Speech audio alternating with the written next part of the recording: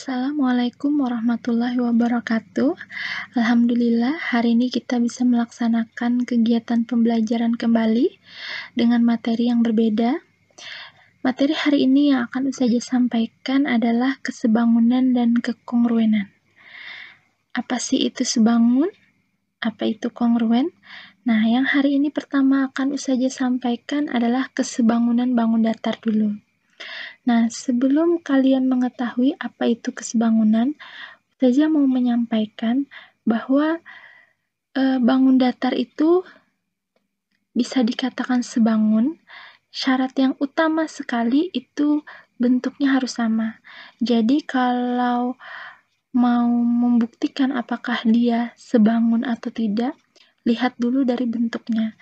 Kalau bentuknya sama-sama segitiga, misalnya yang satu segitiga sama sisi, yang satu juga harus segitiga sama sisi, nah maka syarat selanjutnya akan berlaku. Nah, untuk lebih jelasnya, langsung saja ya. Di sini perhatikan dua bangun datar dikatakan sebangun jika memenuhi dua syarat ya. Syarat yang pertama adalah sudut-sudut yang bersesuaian sama besar. Syarat yang kedua adalah panjang sisi-sisi yang bersesuaian mempunyai perbandingan yang senilai. Nah, jadi tadi syarat utama tadi kan bentuknya harus sama dulu. Otomatis kalau bentuk sama, biasanya syarat pertama yaitu sudut-sudut yang bersesuaian sudah pasti sama besar. Nah, sebagai ilustrasi, perhatikan contoh. Di sini ada dua buah trapesium, ya. Trapesium siku-siku namanya. Nah, di sini ada trapesium ABCD dan trapesium PQRS. Nah, di sini sudah jelas ya, bentuknya sama, walaupun ukuran berbeda. Yang penting bentuk sama dulu. Kalau bentuknya sama, baru kita buktikan apakah dia sebangun atau tidak. Nah, tapi kalau misalnya bentuknya sudah tidak sama, itu sudah pasti bukan sebangun. Jadi nggak usah lagi dibuktikan. Nah, sekarang karena ini bentuknya sama, berarti kita harus membuktikan apakah trapesium ABCD sebangun dengan trapesium PQRS. Nah, kembali lagi ke dua syarat yang di atas tadi. Perhatikan yang berwarna merah, jawabannya syarat pertama kan sudut-sudut yang bersesuaian harus sama besar. Karena bentuknya sama, otomatis sudut-sudut yang bersesuaian pasti akan sama. Perhatikan sudut A itu pasangannya adalah sudut P. Sehingga sudut A sama dengan sudut P. Sama-sama siku-siku kan? 90 derajat. Kemudian sudut B, yang bagian lancipnya, itu pasangannya adalah sudut Q. Nah, berarti sudut B sama dengan sudut Q. Kemudian sudut C, pasangannya sama dengan sudut R, dan sudut D sama dengan sudut S. Sudah jelas? Keempat sisi mempunyai pasangan sisi-sisi yang bersesuaian sama besar, ya kan? Sudutnya ya, sehingga syarat pertama terpenuhi. Syarat kedua, panjang sisi-sisi yang bersesuaian mempunyai perbandingan yang senilai. Ini bukan berarti panjang sisinya harus sama ya, tetapi cukup perbandingannya saja yang sama. Nah, di sini yang diketahui adalah sisi alas dan sisi tinggi, berarti cukup dua ini yang kita bandingkan. Nah, yang pertama kita akan membandingkan sisi alas terlebih dahulu. Sisi alas dari trapesium ABCD itu adalah AB, ya kan? Kemudian sedangkan sisi alas dari trapesium PQRS adalah PQ, sehingga AB berbanding PQ. Kita masukkan angkanya AB 4/8. Jadi kalau perbandingan itu harus menggunakan per atau pembagian ya. Kemudian 4/8 disederhanakan, sama-sama dibagi 4 menjadi 1/2. Itu untuk alas, berarti perbandingan sisi alas itu adalah 1/2. Kemudian kita bandingkan lagi yang tingginya. Nah, di sini ABCD tingginya adalah AD, ya kan? Kemudian di PQRS tingginya adalah PS, sehingga AD berbanding PS. Sama dengan AD3, PS6. 3/6 disederhanakan, sama-sama dibagi 3, hasilnya juga setengah. Nah, karena perbandingan sisi alas dan sisi tinggi ini sama-sama 1/2, sehingga syarat kedua itu juga berlaku. Artinya panjang sisi-sisi yang bersesuaian mempunyai perbandingan yang senilai. Nah, jadi kalau dua syarat ini sudah terpenuhi, maka terbukti sudah trapesium ABCD sebangun dengan trapesium PQRS. Baik, Selanjutnya, kita akan menghitung panjang salah satu sisi yang belum diketahui dari dua bangun yang sebangun. Nah, di sini kita tidak perlu lagi membuktikan apakah bangun itu sebangun atau tidak, karena di sini sudah jelas dikatakan sebangun, sehingga kita hanya akan menghitung panjang salah satu sisinya saja yang belum diketahui. Perhatikan ya contoh-contoh berikut. Yang pertama, tentukan nilai X dan Y dari dua segitiga yang sebangun berikut. Nah, ini sudah dikatakannya sebangun, jadi nggak usah dibuktikan lagi. Nah, kalau ada soal seperti ini, anak-anak saja, langkah pertama yang harus kalian lakukan adalah cari pasangan sisi yang bersesuaian, yang angkanya ada kedua-duanya. Nah, di sini kan karena bentuknya segitiga, di sini ada 3 sisi, ada sisi alas, kemudian miring kiri dan miring kanan. Nah, di sini pasangan sisi yang lengkap angkanya itu adalah alasnya kan? Yang besar segitiganya alasnya 50, yang kecil segitiga alasnya 25. Nah, berarti itu yang akan pian bandingkan terlebih dahulu. Nah, jadi 50 berbanding 25. Sama dengan. Nah, sekarang di sini kita akan mencari nilai X terlebih dahulu ya. Nah, X itu berada di miring kiri ya kan? Miring kiri. Oke, berarti X, pasangan X dari segitiga yang kecil itu adalah yang miring kiri juga. Berarti dia berpasangan dengan yang 9. Nah, sampai sini, kalau ada angka yang bisa dibagi atau dikecilkan, maka disederhanakan terlebih dahulu ya. Nah, di sini 50 bisa dibagi dengan 25 kan? Nanti bisa kita coret, 50 dibagi 25 itu 2/1. Sama dengan yang ini X dibagi 9 nggak bisa, berarti tetap X per 9. Nah, kemudian sampai sini, kalau pembagian di tengahnya tanda sama dengan, maka akan berlaku yang namanya kali silang. Nah, kalikan aja nih, 1 dikali X menjadi X, sama dengan 9 dikali 2, sama dengan 18. Maka nilai dari X adalah 18. Nah, selanjutnya kita diminta mencari nilai Y. Nah, caranya juga sama. Cari pasangan sisi yang ada angka dua-duanya. Berarti kita masih memakai 50 dan 25, ya kan? Di sini ya, 50 per 25. Sama dengan pasangan Y itu adalah 18, ya kan? Pasangan Y. Nah, berarti 18 yang duluan, karena 18 letaknya pada segitiga yang besar, per Y. Nah, meletakkan angkanya harus disesuaikan ya. Kalau pian mengambil dari segitiga yang besar duluan, maka di bagian atas itu harus selalu segitiga yang besar angkanya. Kemudian kalau mengambil di bawahnya itu adalah bagian segitiga yang kecil, maka bagian bawah itu selalu angka dari segitiga yang kecil. Nah, sampai sini, sama kan 50 dengan 25 bisa disederhanakan menjadi 2/1. Kemudian ini menjadi 18 per Y. Nah, setelah ini, maka tinggal pian kali silang, ya kan? 2 kali Y menjadi 2Y. Kemudian 1 kali 18 menjadi 18. Maka Y sama dengan 18 bagi 2. Maka Y-nya sama dengan 9. Nah, sampai sini mudah-mudahan anak saja paham ya. Jadi didapatkan X sama dengan 18 dan Y sama dengan 9. Kita lanjut contoh yang kedua. Nah, contoh yang kedua, di sini pada gambar di bawah ABCD sebangun dengan PQRS. Nah, ini juga dikatakan sebangun ya. Sama-sama trapesium walaupun posisi trapesiumnya berbeda. Ada yang menghadap ke bawah dan ada yang menghadap ke atas. Nah, jika diketahui AB 27, boleh kita sambil isi AB 27. Kemudian CD 6. CD berarti di sini ya 6. AD 12 cm, berarti 12-nya di sini. PQ 9 dan QR 4. Nah, tentukan panjang SR. Oke, SR di sini ya, karena belum diketahui kita misalkan saja dengan X. Nah, caranya masih sama ya. Cari pasangan sisi yang bersesuaian yang ada angkanya dua-duanya. Nah, sekarang kita mulai dari trapesium yang di atas. Trapesium yang di atas itu alasnya adalah 9 ya. Bukan X ya alasnya, tapi 9. Jadi, posisinya kalau trapesium itu yang benar, alas itu selalu lebih panjang daripada atasnya ya. Jadi, di sini posisi trapesium yang di atas itu cuma dibalik aja. Jadi alasnya adalah 9. Kemudian trapesium yang di bawah itu alasnya adalah 27. Ya kan? Nah, jadi kalau kita mau membandingkan itu 9/27. Nah, sama dengan yang dicari adalah SR. SR di sini adalah berarti sisi atas ya kan?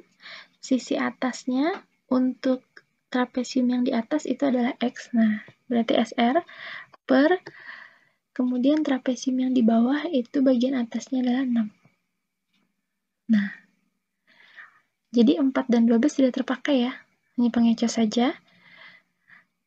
Jadi, setelah ini, seperti yang saya katakan tadi, kalau ada yang bisa dikecilkan, kecilkan terlebih dahulu. Di sini 9 dengan 27 sama-sama bisa dibagi 9 ya kan? Nah, berarti 9 bagi 9 1, 27 bagi 9 3, sama dengan X per 6. Selanjutnya berlaku kali silang. 3 kali X sama dengan 3X.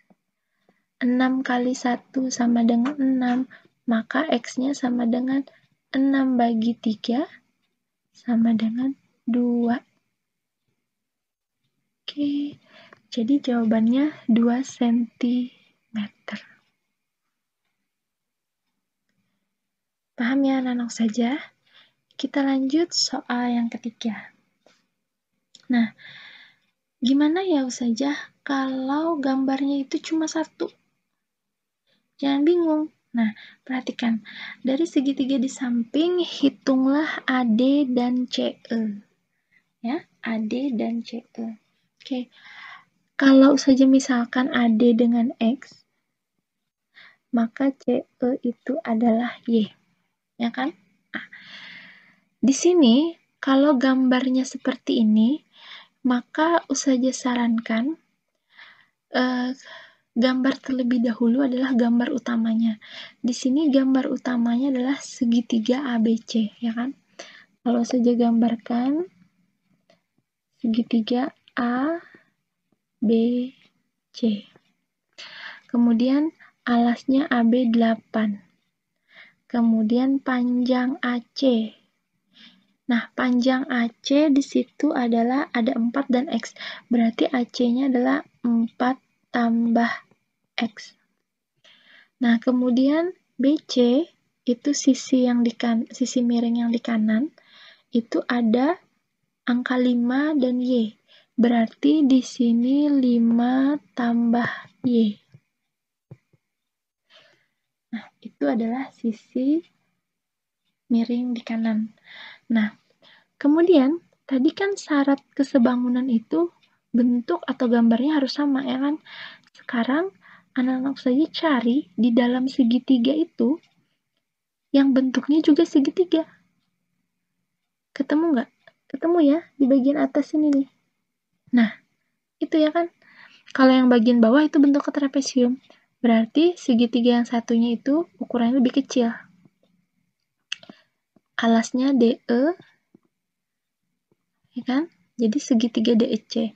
Alasnya 6, kemudian miring kirinya 4, miring kanannya Y. Nah, sampai sini, kalau sudah seperti ini, berarti kita bisa sudah menentukan nilai X dan Y-nya. Caranya gimana? Sama seperti tadi, cari pasangan sisi yang bersesuaian, tapi yang angkanya lengkap. Ada dua-duanya. Di sini yang angkanya lengkap itu adalah bagian alas, ya kan? Segitiga yang pertama alasnya 8, segitiga yang kedua alasnya 6. Berarti lengkap ya. Nah, berarti itu aja yang kita pakai. Nah, sekarang kita menentukan X terlebih dahulu ya. Berarti 8 pasangannya adalah 6 sama dengan kita mau menentukan X berarti dari segitiga ABC di sini kita tulis 4 tambah X ya, per pasangan dari sisi AC itu adalah sisi CD ya. Nah, jadi pasangannya adalah 4. Sampai sini kecilkan dulu 8 dan 6 sama-sama dibagi 2. 8 dibagi 2, 4. 6 dibagi 2, 3. Sama dengan 4 plus X per 4. Nah, sampai sini kita kali silang ya. 4 kali 4 itu 16. Kemudian yang ini 3 kita kalikan dengan 4 tambah X. Kan? Kemudian 16 sama dengan, ini ingat ya, kalau aljabar kali pelangi, 3 kali 4, 12. Kemudian ini, nah 3 kali X berarti tambah 3X. Nah, sampai sini kita pindah ruas dulu. 16, 12 jadi kurang 12 sama dengan 3X. 16 kurang 12 itu adalah 4 sama dengan 3X. Maka X sama dengan 4 bagi 3. Kalau nggak bisa disederhanakan, berarti jawabannya cukup X sama dengan 4 per 3. Nah, sampai sini mudah-mudahan anak saja paham ya untuk menentukan nilai X. Nah, X ini tadi adalah si AD ya, berarti AD-nya sudah ketemu. Oke. Nah, selanjutnya kita akan mencari CE. CE di sini saja misalkan dengan Y. Ya, caranya sama ya. Kita masih menggunakan angka pasangan sisi yang angkanya lengkap, yaitu alas 8 dan 6. Nah, cuman untuk Y-nya kita ambil untuk sisi miring di kanannya itu adalah 5 tambah Y. Kemudian yang di segitiga yang kecil itu sisi miring kanannya adalah Y. Nah, jadi itu yang akan kita bandingkan. Nah, oke, jadi 8 per 6 sama dengan 5 tambah Y per Y. Kecilkan dulu ya, sama-sama dibagi 2. 4 per 3 sama dengan 5 tambah Y per Y. Oke, silahkan kali silang. 4 kali Y itu menjadi 4Y. Kemudian 3 dikali 5 tambah Y. 4Y sama dengan, kali pelangi lagi, 15 tambah 3Y. Nah, selanjutnya pindah ruas yang ada Y-nya. Berarti 4Y kurang 3Y sama dengan 15. 4 dikurang 3, 1. 1 kan nggak usah ditulis, berarti Y sama dengan 15.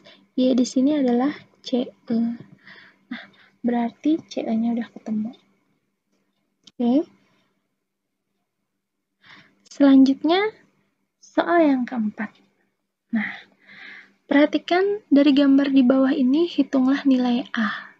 Sama ya, ini gambarnya cuma 1, tapi di dalam gambar itu ada bentuk yang sama dari gambar utama. Nah, di sini boleh kita memilih, tidak harus gambar utama. Gambar utama di sini kan adalah segitiga KLM, ya kan? Ternyata di dalam segitiga KLM itu terdapat 2 segitiga, ya kan? Ada segitiga PLO dan ada segitiga NOM. Nah, jadi boleh kita hanya mengambil segitiga yang di dalam saja. Nah, kalau saja akan mengambil segitiga yang dalam, ya. Segitiga yang besar itu segitiga PLO, kemudian di sininya 9, ininya 12. Kemudian segitiga yang kecilnya berarti segitiga yang ini ya. Nah, yang penting yang diambil bentuk harus sama ya. Ini N, ini O, ini M. Ini A, ini 4. Nah, oke. Sekarang yang ditanyakan adalah nilai A, ya kan? Caranya sama. Cari pasangan sisi yang bersesuaian yang angkanya lengkap. Nah, di sini yang angkanya lengkap adalah pasangan dari sisi miring kanan, ya kan? Yaitu 12 dan 4. Berarti 12 dan 4 yang diambil. Nah, kemudian baru alasnya. Yang 12 kan alasnya 9. Kemudian yang 4 alasnya adalah A. Nah, sampai sini kalau bisa dikecilkan, kecilkan dulu. 12 dan 4 bisa dibagi 4 ya. 12 bagi 4 itu 3. Berarti 4 bagi 4, 1. 9 per A. Baru kali silang. Ya. Ini boleh 3 kali A, 3A. 1 kali 9, 9. Berarti A-nya sama dengan 9 dibagi 3 sama dengan 3. Gampang ya, anak-anak saja. Oke. Selanjutnya kita masuk ke soal cerita yang berkaitan dengan kesebangunan. Nah, kalau bentuk soalnya cerita, itu nggak usah digambar, ya. Jadi, yang namanya kesebangunan ini kan syaratnya adalah panjang sisi-sisi yang bersesuaian, perbandingannya sama. Nah, berarti kan kalau panjang harus dibandingkan dengan panjang juga, lebar juga dibandingkan dengan lebar. Sama seperti contoh sebelumnya, alas dengan alas, tinggi dengan tinggi. Nah, sekarang perhatikan soal cerita berikut ini. Seorang anak mempunyai tinggi 150 cm dan panjang bayangannya 250 cm. Pada saat yang sama, panjang bayangan sebatang pohon 15 meter. Tinggi pohon tersebut adalah. Nah, di sini objeknya adalah anak dan pohon, ya kan? Ada tinggi anak, ada tinggi pohon. Kemudian ada panjang bayangan anak dan ada panjang bayangan pohon. Jadi kalau usahanya misalkan tinggi anak itu dengan TA per tinggi pasangan juga setinggi kan? Berarti kalau tinggi anak TA berarti yang satunya adalah tinggi pohon, TP. Nah, sama dengan. Kemudian objek yang satunya adalah ada tinggi, ada panjang bayangan kan? Berarti bayangan ya. Berarti kalau kita ngambilnya anak duluan, berarti yang di atas itu harus anak, berarti bawahnya pohon. Berarti di sini bayangan anak BA berbanding dengan bayangan pohon atau BP. Nah, sekarang tinggal kita masukkan angkanya. Tinggi anak 150 cm. Ya. Di situ bayangan pohonnya 15 meter ya. Jadi saja sarankan senti dirubah dulu ke meter. Tinggi anak 150 cm berarti kalau kita rubah ke meter, maka tinggi anaknya menjadi 1,5 per. Kemudian tinggi pohon. Nah, tinggi pohon ini yang ditanyakan. Nah, berarti kita misalkan aja tinggi pohonnya adalah X. Kemudian bayangan anak. Bayangan anak di sini adalah 250 cm. Kita rubah juga ke meter menjadi 2,5 per bayangan pohon. Bayangan pohon sudah ada di sini 15 meter. Nah, sampai sini caranya sama. Berlaku juga yang namanya kali silang. Nah, jadi kalikan aja nih. Langsung aja ya. X kali 2,5 berarti 2,5X. Kemudian 15 dikali 1,5. Berapa ya?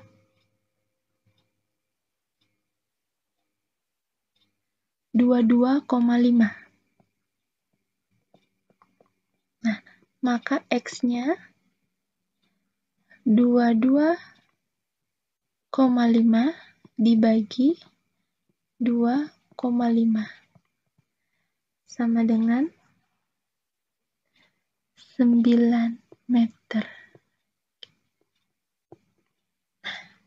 Jadi, bayangan pohon, tinggi pohon itu adalah 2,9 meter ya. Ini tinggi pohon.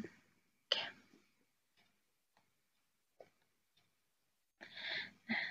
Soal berikutnya, untuk mengukur lebar sungai tanpa harus menyeberanginya, seorang kepala desa meletakkan beberapa batu di tepi sungai.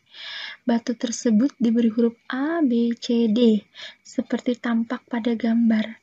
Letak batu C segaris dengan pohon yang berada di seberang sungai. Nah, pertanyaannya adalah berapa lebar sungai? Nah, lebar sungai itu berarti ini ya, jarak dari C ke ya saja garis ini. Maka itu yang dinamakan lebar sungai, ya kan? Nah, berarti pian lihat ternyata titik-titik batu yang diletakkan itu kan membentuk segitiga siku-siku, ya kan? Segitiga siku-siku yang berada di dalam sungai, ya, itu alasnya 5. Kemudian segitiga siku-siku yang berada di luar sungai, itu alasnya 7. Ya. Caranya sama, seperti soal yang lainnya, cari pasangan sisi yang ada angkanya dua-duanya. Nah, di sini yang ada angkanya lengkap itu adalah alas, ya kan? Alas segitiga yang berada di dalam sungai itu 5, yang di luar sungai 7.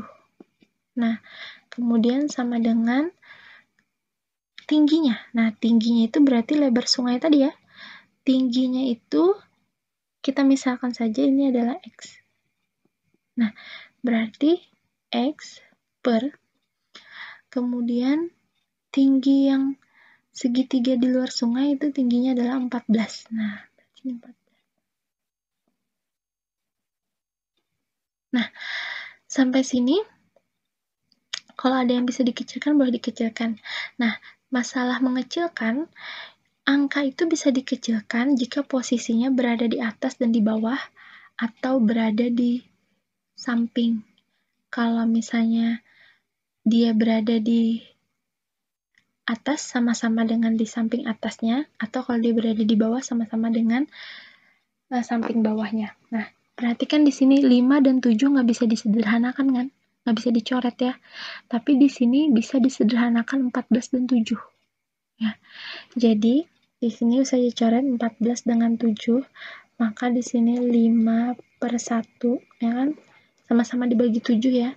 7 bagi 7 itu 1. Kemudian X per 14 bagi 7 itu 2. Nah, kok bisa gitu ya Ustazah ya? Dalam matematika, angka yang bisa dicoret itu adalah, ini berlaku untuk tanda sama dengan di tengah ya. Jika posisinya atas bawah, atau posisinya samping-samping. Tapi nggak boleh posisi menyilang. Misal, 14 dicoret dengan 5. Itu nggak boleh. Seandainya dia pun bisa dicoret, tapi posisinya menyilang, itu tidak boleh. Jadi posisinya harus dalam bentuk satu garis lurus ya. Nah, 14 dan 7, satu garis lurus kan? Nah, baru deh, kalian kali silang. 1 kali X, 2 kali 5, 10. Ya, berarti lebar sungainya 10 meter. Baik, kita lanjut soal terakhir ya. Sekarang perhatikan, sebuah foto berukuran 32 kali 40 cm dipasang pada sebuah bingkai. Kalau Ustazah ilustrasikan melalui gambar, perhatikan. Di sini ada foto ya. Ustazah misalkan F berarti foto, kemudian berukuran 32 kali 40. Berarti 32 kali 40 itu adalah panjang dan lebarnya. Kalau saja misalkan panjangnya 32, lebarnya 40. Dipasang pada sebuah bingkai. Nah, otomatis di sini ada bingkai ya. Nah, kurang lebih seperti itu ya. Ini maaf saja nggak rata mengambil gambarnya. Jika foto dan bingkai sebangun, sedangkan lebar bingkai bagian atas dan bawah sama, maka lebar bingkai bagian bawah adalah. Nah, di sini dikatakan lebar bingkai bagian kiri dan kanan 4 cm. Nah, berarti di sini jarak dari sini ke sini ya, itu sama-sama 4 cm. Nah, kemudian lebar bingkai bagian atas dan bawah itu sama. Berarti yang bagian atas dan bagian bawah juga sama seperti kiri dan kanan. Tapi ukurannya kita nggak tahu berapa. Jadi kita misalkan saja dengan X. Karena nggak tahu ukurannya ya kan. Nah, yang ditanyakan adalah lebar bingkai bagian bawah. Berarti si X tadi kan. Nah, ini sama aja seperti cara mengerjakan tinggi anak dan tinggi pohon tadi. Nah, kita lihat objek di sini adalah foto dan bingkai. Nah, kemudian ukurannya di sini adalah panjang dan lebar. Berarti di sini ada panjang bingkai, ada lebar bingkai. Kemudian ada panjang foto, ada lebar foto. Nah, ingat ya, kalau kesebangunan perbandingan panjang harus dengan panjang juga, lebar harus dengan lebar juga, tinggi harus dengan tinggi juga. Nah, jadi di sini karena panjang foto berarti ya PF per panjang bingkai PB. Kemudian perbandingan selanjutnya adalah lebar foto ya per lebar bingkai. Nah, panjang foto di sini adalah sudah ada angkanya ya. Panjang foto 32. Oke. Panjang bingkai. Nah, panjang bingkai di sini kalau panjang foto 32, kemudian bingkai itu kan kiri dan kanannya 4 cm, maka panjang bingkai seluruhnya adalah yang ini kan. Nah, berarti 32 tambah 4 tambah 4. Karena kiri kanannya 44, berarti totalnya 32 tambah 8, 40. Nah, sama dengan lebar foto sudah diketahui 40. Lebar bingkai berapa ya? Lebar bingkai berarti ini ya. Nah, di sini kalau lebar foto aja 40, berarti lebar bingkainya tinggal ditambahkan bagian atas dan bawahnya. Berarti tambah X tambah X, X tambah X jadinya 2X. Berarti di sini lebar bingkainya adalah 40 tambah 2X. Nah, sampai sini kalau ada yang bisa dikecilkan, kecilkan dulu ya. Ini boleh kita coret 32 dengan 40, itu sama-sama dibagi 8. 32 dibagi 8 itu adalah 4. 40 dibagi 8 itu adalah 5. Kemudian yang di sini 40 per 40 tambah 2X. Nah, masih ada yang bisa dicoret. Ternyata ini dengan 40 dan 4, karena satu garis lurus ya. Berarti di sini dibagi 4, 1 per 5. Di sini 40 bagi 4, 10 per 40 tambah 2X. Oke. Nah, selanjutnya kali silang. Nih ya. Nih. 1 kali 40 tambah 2X berarti tetap ya 40 tambah 2X. Sama dengan. Kemudian 5 dikali 10 itu 50. Nah, kemudian kita pindah ruas, 2X-nya tetap 50, kemudian 40-nya pindah jadi kurang. 2X, 50 dikurang 40 itu adalah 10. Maka X-nya sama dengan 10 dibagi 2 sama dengan 5 cm. Berarti lebar bingkai bagian bawah itu adalah 5 cm. Kalau bagian bawahnya 5 cm, maka bagian atas juga 5 cm. Karena di soal dikatakan lebar bingkai bagian atas dan bawah adalah sama. Nah, sekian yang bisa Ustazah sampaikan terkait materi kita kesebangunan. Kalau ada pertanyaan, nanti bisa ditanyakan di grup kita ya. Mudah-mudahan anak Ustazah bisa memahami. Salah hilap Ustazah mohon maaf. Terima kasih, selamat belajar. Wassalamualaikum warahmatullahi wabarakatuh.